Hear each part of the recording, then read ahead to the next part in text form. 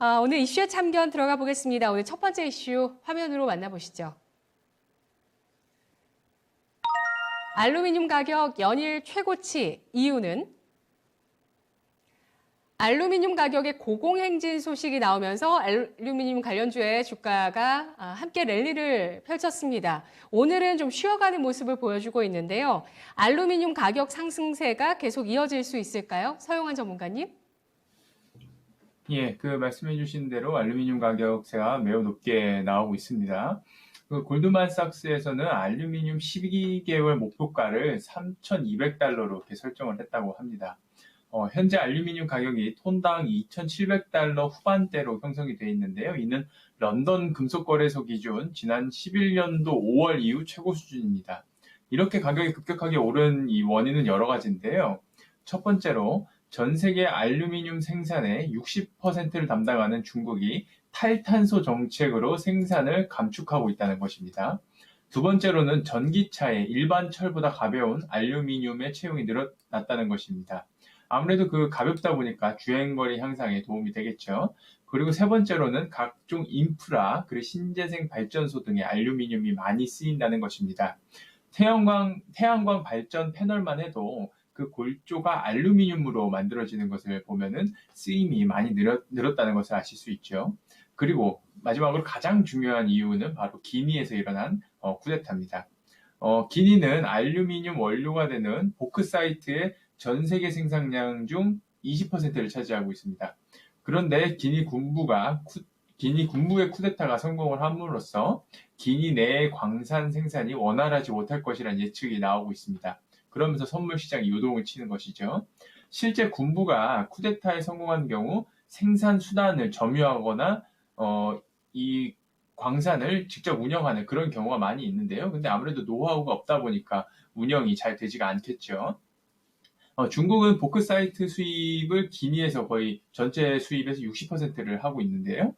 글로벌 알루미늄 공급이 크게 줄어들 것으로, 중국의 생산이 줄어들기 때문에 글로벌 공급이 줄어들 것으로 그렇게 보입니다. 안 그래도 좀 사이가 틀어져서 철광석 및 유연탄 수입을 줄인 호주에게 좀 싫은 소리를 들어가면서 보크사이트를 사줘야 하는 그런 상황이 된 것으로 보입니다. 이 사건 이전에도 수요와 공급이 불일치되는 상황에서 알루미늄 가격이 계속해서 상승한 상황이었는데 엄청나게 큰 사건이 터져버렸으므로 가격이 급등할 수밖에 없는 그런 상황입니다. 이로 인해서 국내 알루미늄 관련주의 주가가 크게 상승을 했는데요. 원자재가 오르면 알루미늄 제품의 제품가도 함께 오르기 때문에 마진이 더 좋아지는 그런 현상이 일어나죠. 그렇기 때문에 실적 기대감이 형성된 것으로 보입니다. 알루미늄가가 현재는 고공행진 중이고 골드만삭스도 긴 시각으로 좀 높은 가격을 제시를 했지만 저는 결국에는 올해 초에 다른 원자재들도 피크를 찍고 내려왔던 것처럼 알루미늄 가격도 안정화가 될 거라고 그렇게 예상을 하고 있습니다.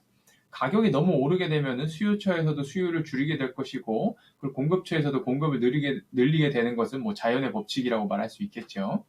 호주 등 타국의 광산이 생산량을 늘리고 정련 업체들도 생산을 늘릴 것을 저는 그렇게 보고요. 지금은 아니더라도 좀 미래에 가까운 시일에 알루미늄 하락에 베팅을 한다면은 좀 높은 수익을 거둘 수 있지 않을까 그렇게 생각을 해보고 있습니다. 네, 단기적으로는 알루미늄 가격의 고점 형성 가능성도 예상을 해주고 계시는데요. 수요와 공급 차원으로 봤을 때 수요 차원에서는 양극재 쪽에 원료로 쓰이고 있고 차량 경량화에도 쓰이고 있기 때문에 앞으로 장기적으로 수요가 늘어나는 건 불보듯 뻔하고 지금 공급 차원에서 두 가지 이슈가 발생했다는 점 짚어주셨습니다. 중국과 기니의 쿠데타인데요. 따라서 알루미늄 가격이 일단 단기적으로 언젠가 정점이 나오긴 하겠지만 상승 추세를 또 보여주고 있고 수요도 계속 좋을 것이기 때문에 장기적으로 알루미늄주에 대해서는 긍정적인 관점이 필요하다라는 점 전해주셨습니다. 전체적인 배터리 관련한 그런 업종에 대해서도 많은 분들이 이런 의견을 주고 계시죠. 그러면 알루미늄 가격에 대해서 또 전성진 전문가는 어떻게 보시는지 의견 들어보도록 하겠습니다. 전성진 전문가님.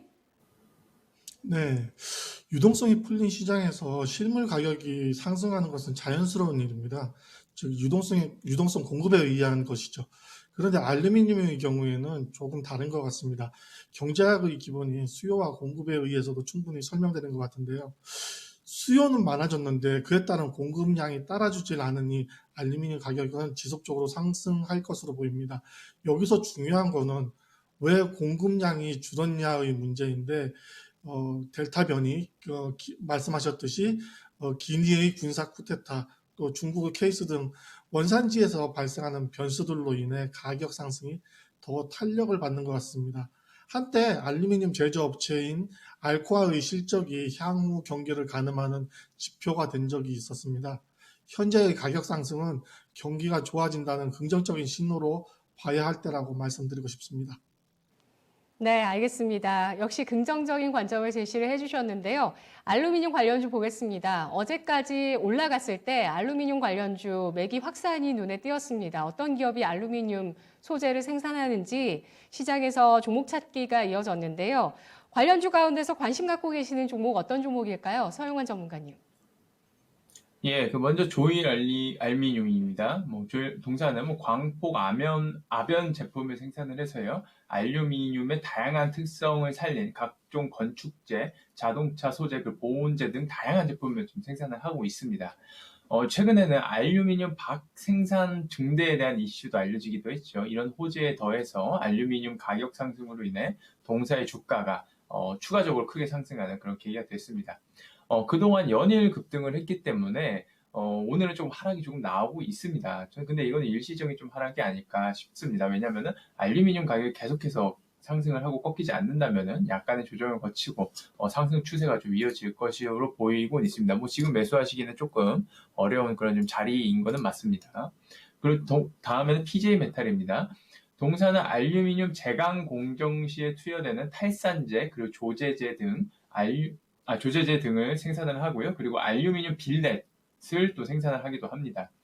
동사 전체 매출이 모두 알루미늄과 관련이 있으므로 알루미늄 업황과 주가가 완전히 일치한다고 보시면 되겠습니다.